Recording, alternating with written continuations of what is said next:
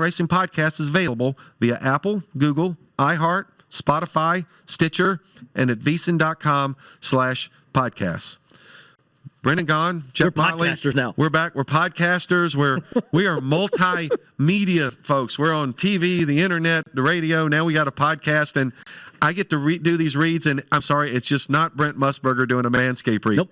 I hope Brent's listening because I'm envious of him doing the Manscaped read every. I got to do one. Still my greatest thing. You got to do one. I haven't done one, and I think Brent I hope he just recorded that. He didn't have to read it every week, or every day. Listen, he would. He loves it. He probably would. All right, we were talking group matchups before we went to break, and we were finishing up on Group B, where we got Brad Keselowski as a pretty heavy favorite at plus 225, partially because the three guys he's competing against, Joey Logano, Ryan Blaney, and Chase Elliott, all kind of struggled a little bit. But Chase Elliott to me is the one in that. Now, we've said Ryan Blaney, Chase Elliott, two strongest guys in the sport, Jeff. We've been talking about that. Until they got to Pocono. But Chase Elliott still had a fourth-place finish. So, I mean, you got to give... He kind of snuck up on us, though. You got to give him that. So, right. So to me, that is a very tough group to handicap, but I would take the top or bottom. I think I'm fading Joey heavy.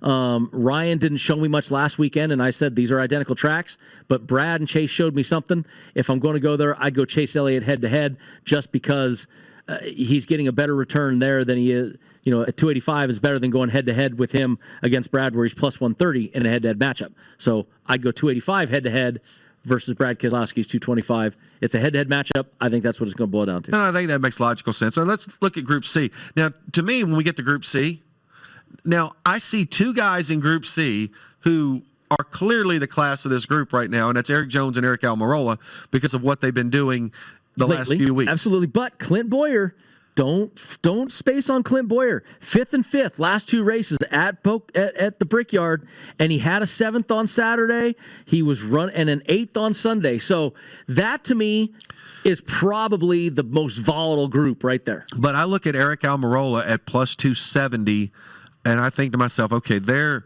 might be some value right there. There could be, but that Eric Jones, I've said, 2nd in 2018. Group C to me has a big giant X. That is Group B is to me is head-to-head. Brad or Chase, better return than the head-to-head number. Group C to me is don't touch. Well, and then right below that we've got our Group D, which is almost the exact opposite. We've got three guys locked together in William Byron, Alex Bowman, and Matt DiBenedetto. And then when I was talking about how there's another long number in the groups, Jimmy Johnson is plus 335, which that would be the biggest number I think I can remember seeing in groups if we didn't have Martin Truex Jr. at plus 345 over in Group A. And Jimmy, what have you done for me lately? We talk about last 3 years at Brickyard, 27, 16, and 35. What did he do at Pocono? And absolutely nothing. What did Matt DiBenedetto do for us? A top 10.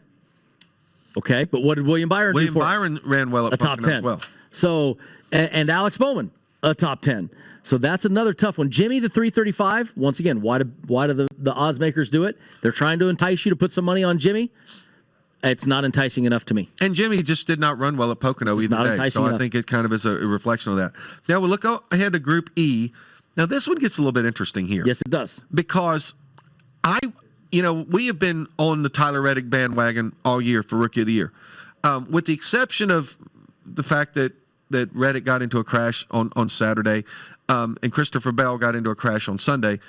Christopher Bell starting to come on, starting to run like we expected to see Christopher Bell run this year. And Matt Kenseth in that group had a 10th and 11th this weekend, which, once again, they coincide. And Matt is, okay, he didn't race in 2019.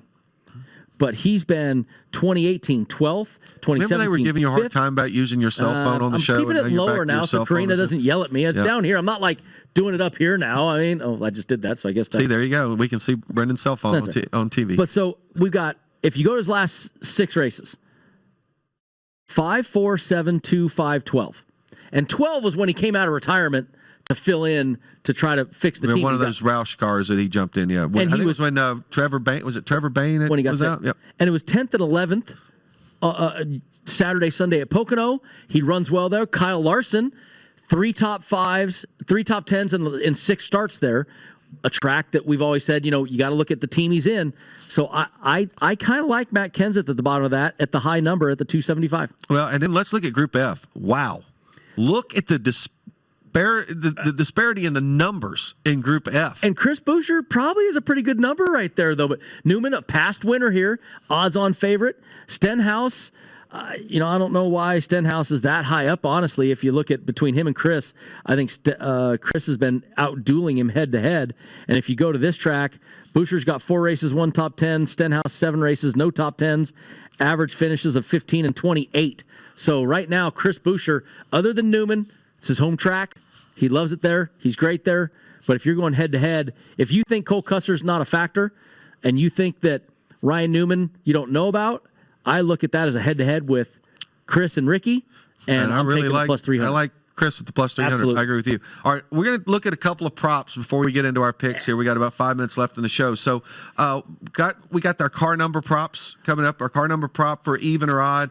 Even is always going to be a minus number, so that it's a minus 235. The odds are plus 170. A lot of guys that even numbers, but that odd gets you Denny Hamlin. The odd gets you Denny Hamlin. The odd gets you Chase Elliott. The odd gets you a few things, but right now we're talking guys that are coming in hot. Eric Almirola, Eric Jones, people that we think might be a factor here. Kevin Harvick, Kyle Busch, the last bunch of winners. Denny Hamlin is the only representative, and Martin Truex, but it should be an odds-on favorite, and I'm not touching it. Yeah, not much to be made on the car number race winner. We got both in minus numbers there, over, under 11.5. That's kind of a tough one there. And I really like this prop they've been putting up. You've got car manufacturer prop, which we know kind of goes across the board. We got the long shot is Chevrolet at plus 300. That's really pretty much the Hendrick cars, unless you think Kurt Busch or Matt Kenseth are going to pull an upset there. But then one of the things I love is this team of the race winner. I do like that. I really like that. And we see Joe Gibbs at plus 150. Stewart-Haas Racing is plus 300 with Kevin Harvick and Eric Almirola. And I really kind of think that's kind of an intriguing number. And look, this race comes down to fuel mileage a lot. Any other team, the field, 18-1. Not often we see fuel mileage come to this race. We don't see the surprise other than the Casey Kane thing a couple years ago. But a field bet on a fuel mileage track like the Brickyard, 18-1's not bad. But I look at that. There's just not much left in the field. Yeah. I mean, who are we talking about? Michael McDowell and front row, basically. Michael McDowell. But I look John at that Hunter right Nemechek, there, yes. and I go, okay, Joe Gibbs Racing plus 150. I'd put them against the whole field. I like Stewart-Haas Racing at plus 300 against the whole field, maybe. I do like that also. That's pretty good. Because Eric Almirola is a factor now. All right. We'll get to that point of the show where it's time to make some picks. Who gets to go first this week?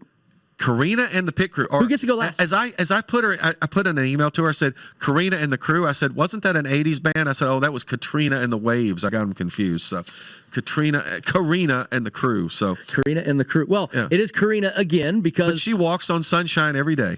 You can see it in her face there. Well, there you go. Okay. And Isaiah, who, as the producer, those that follow the show, we go through producers quite often here. Karina's the only one. She's the only one still standing at the moment because she's letting us win. So, hey, and good thing for her, she's not in the hospital yet. Which they seem to end up in the hospital. Yeah, they do. I mean, we've had a few of them. We're like our own MASH unit over here. All right. So last week, guess what? Karina and the crew. They had a very bad day. Bad day. They missed all 5 of their picks. So you read theirs first. So I'm going to read their picks first since they finished last. They're taking Kyle Busch to win at a plus 550. They're really going out on a limb here with Denny Hamlin for a top 3 at plus 135, but I think that's a good pick. But they're also going Matt Kenseth with a top 3 at 16-1. They are throwing all their eggs in the Matt Kenseth basket. Okay. They've got Matt Kenseth in Group E at a plus 275, and they're going to take that plus number on the driver head-to-head of Denny Hamlin at plus 115 over Kevin Harvick. All right, not bad. So now that leaves it to you. You did get one right last week. You got Bowman over Logano. But you got Bowman over Logano, which means you get to pick second. Oh, who gets to pick last? Does he finish first this week? Finally, for the first time all year? Okay, so I'm going to start off. I'm going to pick a race winner this week because I like Kevin Harvick plus 400. Look, that's a strong number there. I like that. And I'm actually going to go into the head-to-heads, and I'm going to take one head-to-head with Eric Jones at the minus 135. over Kurt Busch. I like that minus line. I think it's going to get me a solid return on that, so I'll do it. And then I'm going to go Eric Jones in the top 3, and I'm going to go Matt Kenseth Group E, and then I'm going to finish out one of these props. I'm going to go with, since I have Kevin Harvick to win the race, I'm going to go with Joe Gibbs Racing at plus 150. So trying to get that out of there so you can circle all those in time, since you are the, what do you call him, the chairman, the... I'm the scorekeeper, if you will. I just keep up with the points, but fortunately, Karina was threatening me with picking a minus number, and I'm glad I got a minus number. I got a minus 135 in there. Yeah, there you go. You're going to screw me up. All right, real quick with my picks, I'm going to take 2 race winners. I'm taking both Kevin and Denny. Nothing wrong with that. Plus 400, plus 500. If one of those 2 guys win, then I come out a winner. My other picks, I'm going to look over into the top 3. I'm taking 2 top 3s. Here's one of the penalties of picking last. I'm going Eric Jones like you did at plus 650. I'm also going to go Eric Almirola at 10-1. And I had that circled, and I erased it. And my last pick, I'm going to go into Group F, and I'm going to pick Chris Buescher. The Chris Buescher, Ron Flatter group is coming back in. I'm going to take Chris Buescher to win in his Group F. So those are going to be my picks, and hopefully I will pick last again next week when we come back. So Brendan, I think I'm picking last. Brendan, we got about 20 seconds left. Brickyard, do you get excited to still see the stock cars at Indy? I do, because I love the Brickyard. I love the lore, the history, and the fact that Roger Penske owns it now, to me, just adds to it. Well, and I'm kind of with you. I mean, I remember as a kid growing up watching the Indy 500, loving the Indianapolis Motor Speedway. So looking forward to the Brickyard.